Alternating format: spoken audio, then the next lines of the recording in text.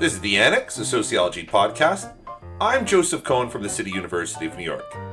Today's episode, the MAGA Hat Kid. Our guests are Leslie Hickson from Georgetown University, Howard Ramos from Dalhousie University, and Richard Carpiano from the University of California, Riverside. Our discussion was recorded on January 24th, 2019.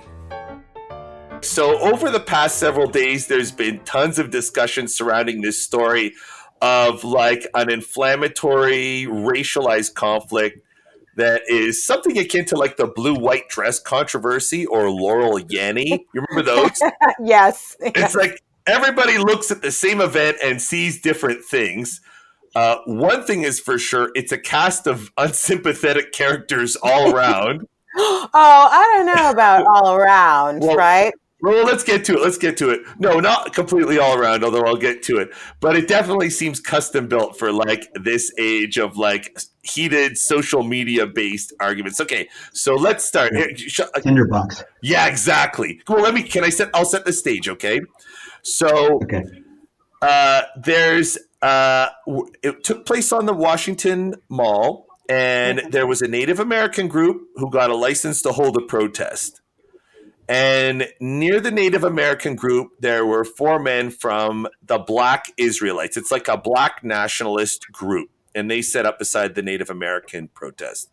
I presume it's without a license, but like whatever. My sense is like there was no conflict.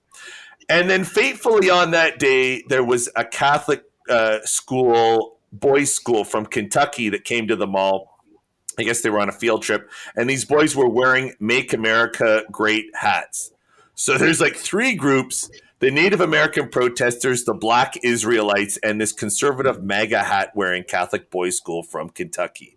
And they all find themselves in physical proximity in the Washington Mall. Like that's already, that's not going to do well, right? You know what I was thinking about, Leslie? Yeah, let me give you my interpretation of this just off the bat, because Leslie, I feel like you might appreciate this. You know when you're on a subway car and there's two crazy people on the subway car and they somehow start interacting? Yep.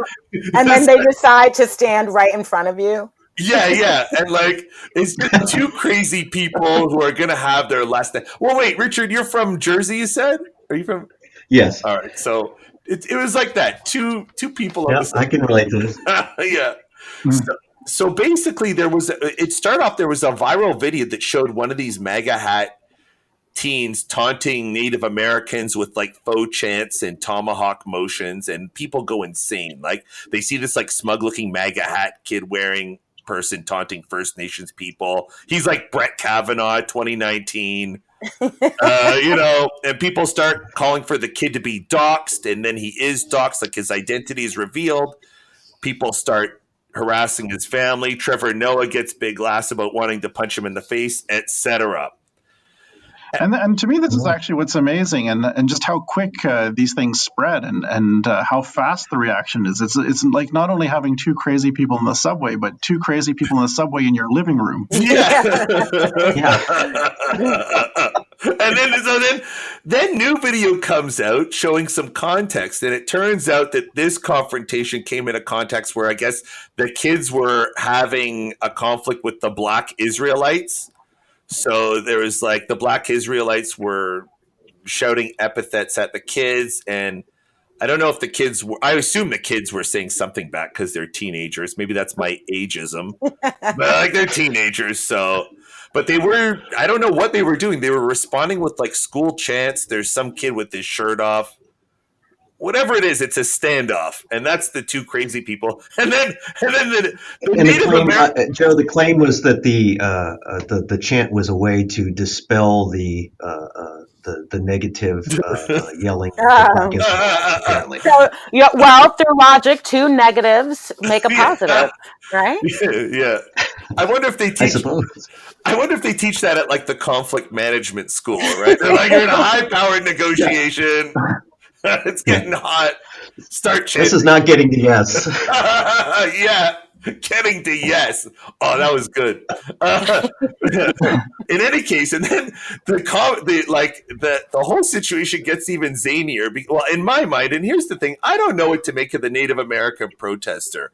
So they're shouting at each other, and then the Native American protesters decide that they're going to walk directly through the crowd of boys while beating their drums. And like they say it was to calm things down, but like I don't really see that as a very effective de-escalation strategy either, right? Like, I mean, here's my yeah. take on it after seeing multiple videos. Mm-hmm.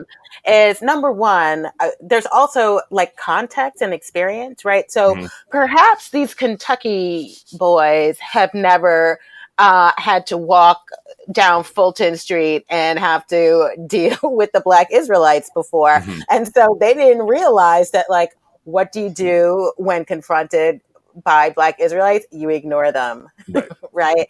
You Right. ignore Black Israelites, and that the vast majority of the people who come into contact with Black Israelites, that's what they do. They ignore them. Every once in a while, you might mix it up, right? But it's usually just to tell them, this is how what you're saying is wrong. I get where you're coming from, but here are the facts, right?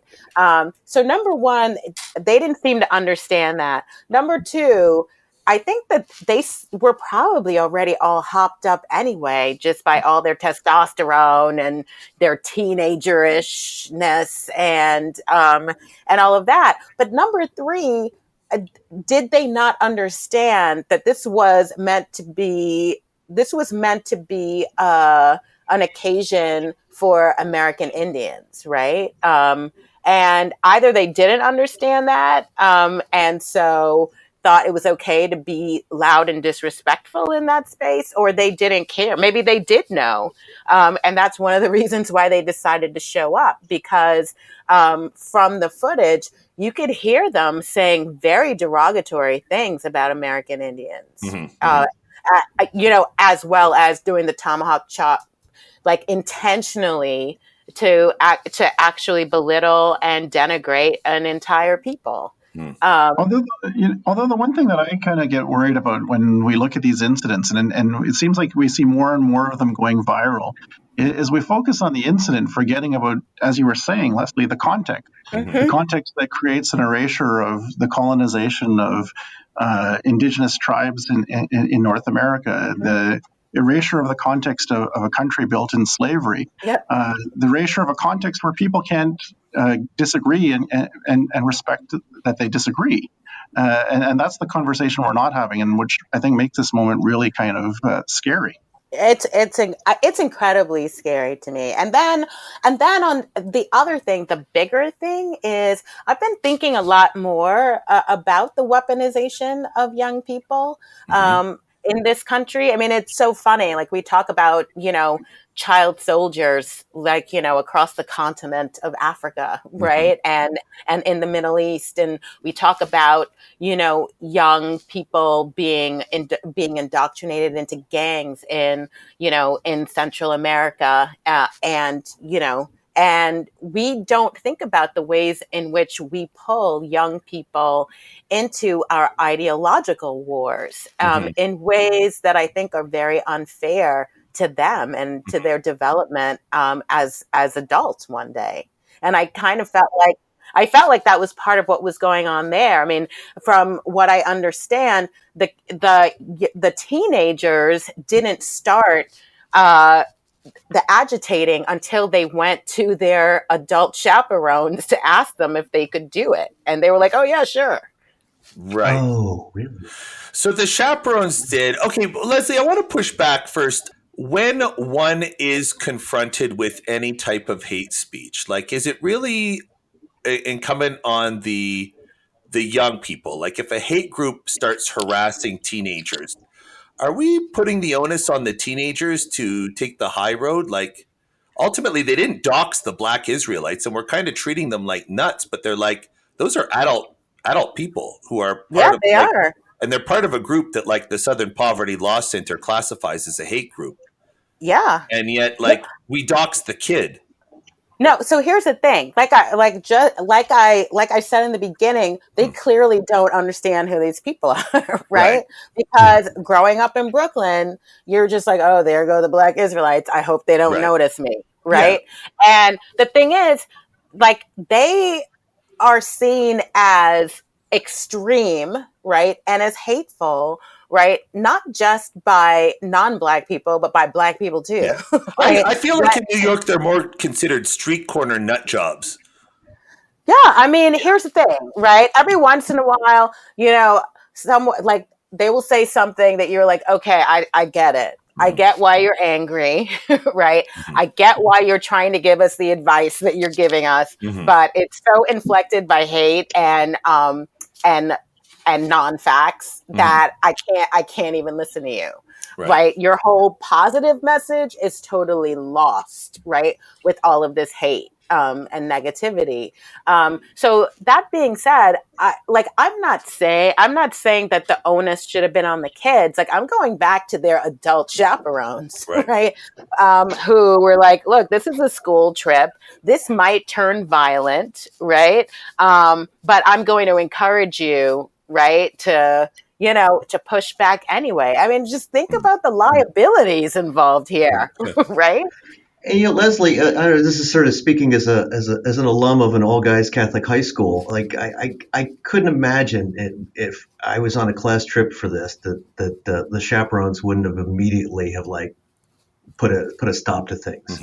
And so the whole absence of sort of adult, or at least the adult consent, which I was unaware of until you had brought up, just seems rather shocking in that sense too. But yet the focus in essence, we have looked upon the kids and not sort of on the role models or the chaperones that they're supposed to be, we're supposed to be with them. I think another thing that's really interesting about this is it's so interesting that a lot of people are bringing up, they're like, well, they're kids. They're just kids. Like, they're kids who were up against, right, these grown men. And I was like, well, that's my belief. Like that's how I see it. No, yeah. So there are 4 of them. And then I don't know how many of these kids. That's number one. But then the second thing is, I mean, and I think a lot of people rightly point this out, right? If there are a group of like 4 white supremacists, right, who were saying things, and there was a group of, we'll say it's an all Catholic boys school as well, but they all happen to be like Latino and African American, right? And they were in the numbers that they were. Would we get, right? Would we be hearing people say, oh, they're just kids? I mean, like study after study has shown that, like Americans actually tend to like kind of like not take into account, right, the age of Black kids in particular, right? They adultify them. Yeah, they totally do. And I'm just like, oh, I mean, I'm not saying, again, 2 wrongs to make a right, except in those kind of logic diagrams that you did in high school. But what I'm saying is like, isn't this illuminating? Well, I also sometimes wonder about these situations in terms of the viral effect that we have with social media and the lack of filters, and what good comes out of spreading this out so widely. I have no idea. We're having this conversation, which might be a good thing, but are we focusing on the broader problems that create the situations over feeling good about ourselves that we're calling out specific people? And in this sense, I worry that we sometimes focusing too much on the kids or too much on the incident and not thinking about the bigger historical trends that are at play. Yeah. What Howard was saying, I mean, in essence, it's spectacle of what gets focused on, and not these larger issues. I mean, there is sort of it fits a certain sort of sort of base emotional public craving for that type of for spectacle without that sort of broader context and the broader sort of dialogue that can come out of it. Howard, what's your take on what's the broader problem you're seeing there? Well, I mean, there's so many broader problems that intersect with any one of these incidents. The one problem is that there's groups of people who are completely talking past each other, misreading situations, not respecting one another, which is, just creating terrible behavior on all fronts. The other problem is that, instead of actually taking a step back and thinking, should we be, relishing in the spectacle and ostracizing people, let's take a look at the actions and think about how can we mitigate these actions, because I can't imagine any society that thinks this is a good thing for the society to be going through, where there's so much division and so much tension. It's almost like everybody just needs a timeout. Yeah. Well, yeah, Howard. Like, I mean, it's kind of like, so Richard, you're a medical sociologist, right? And Mhm. one of the things that I'm seeing more and more in publications is the use of the implicit association test, right? On providers to be like, oh my goodness, is this what is leading to disparate care? And Sure. I find it interesting, but I think the much broader problem isn't whether or not practitioners have implicit biases, and more like the bigger problem of what medical knowledge tells them they what it tells them, how it tells them they should be treating their patients, right? So Right. if for example patients are being treated differently because of their race or because of their gender, right?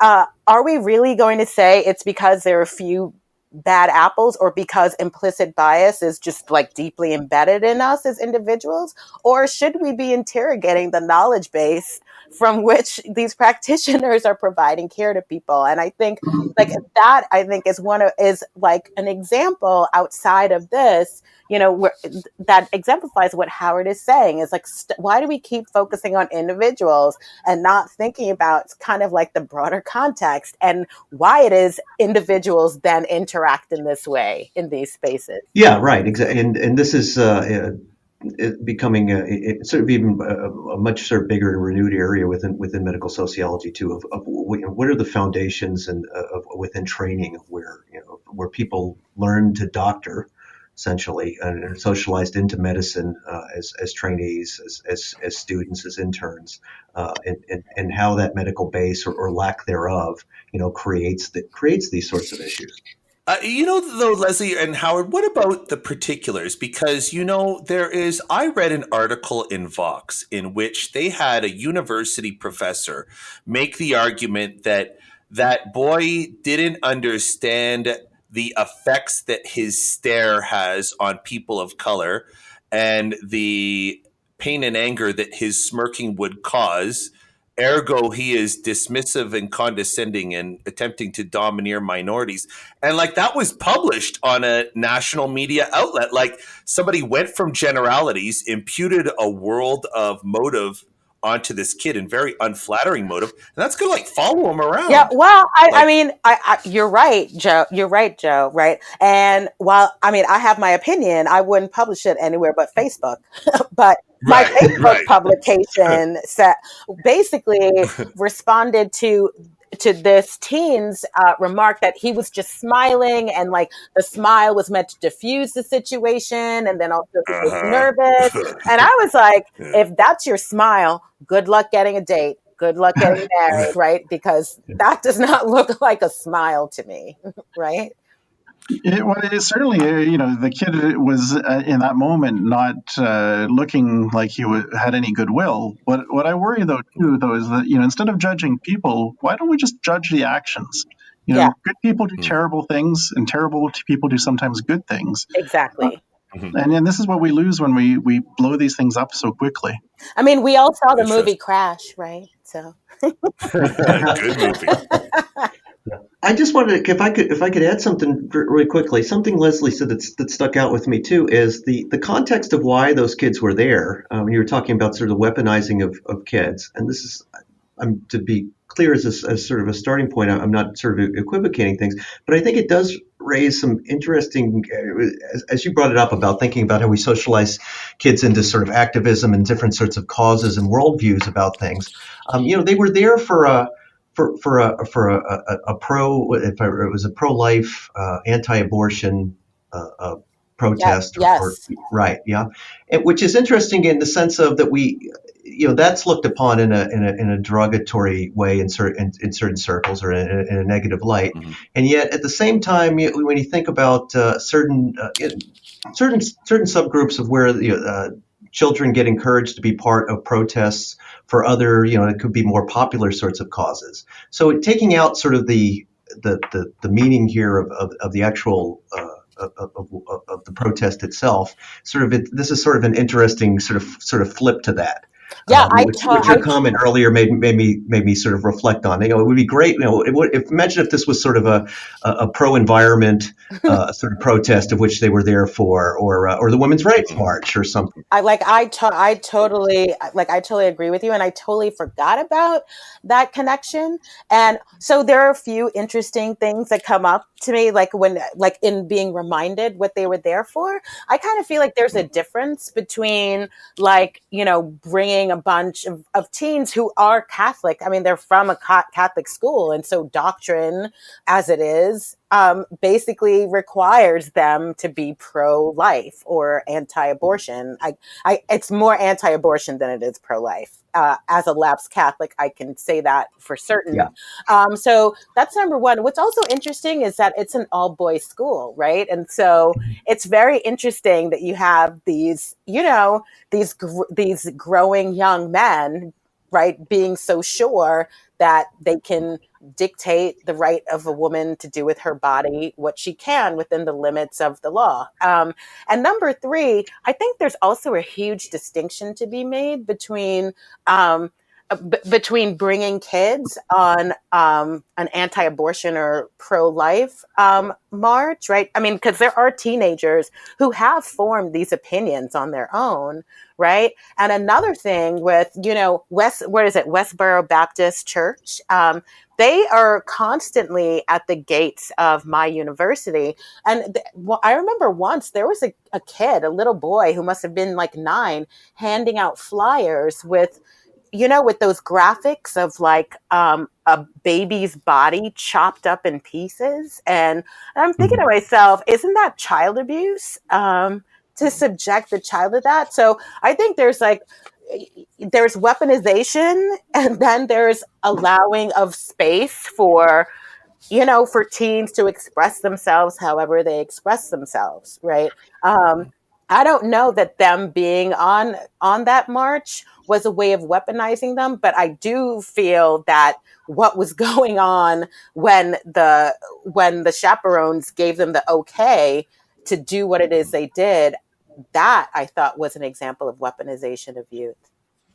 And Leslie, it was within a week of the Gillette. Is it Gillette? Oh, yes. How to Be a Man. I love that. Yes, but I don't like that. I don't like the idea of having a 16-year-old boy act as a stand-in for, concerns about all of America's race problems or gender problems. Just like I don't like people picking on black teenagers as an object to pour scorn on. I think like when I look at the kid, his master status is a kid. Like that's. Mm-hmm. I guess that's what do you see when you look at the kid? Do you see a kid? Do you see a white person? Do you see a conservative? Like, do you see the MAGA hat? Trevor Noah said the MAGA hat was the act of aggression. Well, yeah, I mean, I don't know about that. I mean, I will say, regardless of whether he was a kid, if he was bigger than me and stronger than me, and he was in my face, I might be afraid of him, right?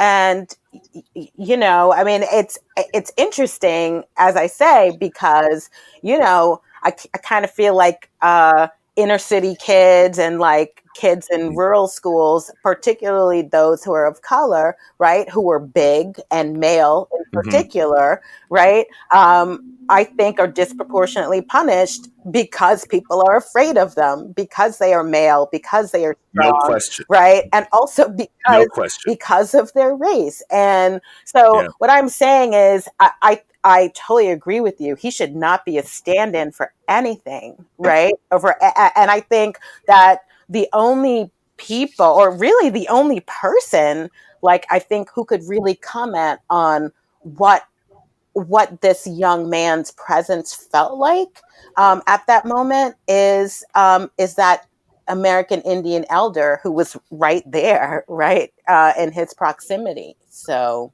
the MAGA hat now is this immediate symbol of, I think in the one article that we had here that was associated immediately as someone equivocated with a Klan mask or something like that. Sort of where the discourse is.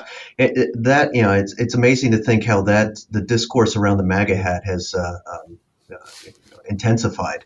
Where it Yeah. used to be just something that was, okay, a statement, to then something that was looked upon as being sort of maybe silly, or something of derision, to now something that's sort of this explicit, viewed as an explicit marker of racial hatred. Yeah. And this is where we're seeing a lack of leadership from the president, and a lack of leadership from the Republicans, and a lack of openness to build the bridges to realize that this is not going to end well. If you look at American history, you look at world history, when you end up having these things as simple as a hat symbolizing hatred, and people reading into that, the end result's never going to be a good thing.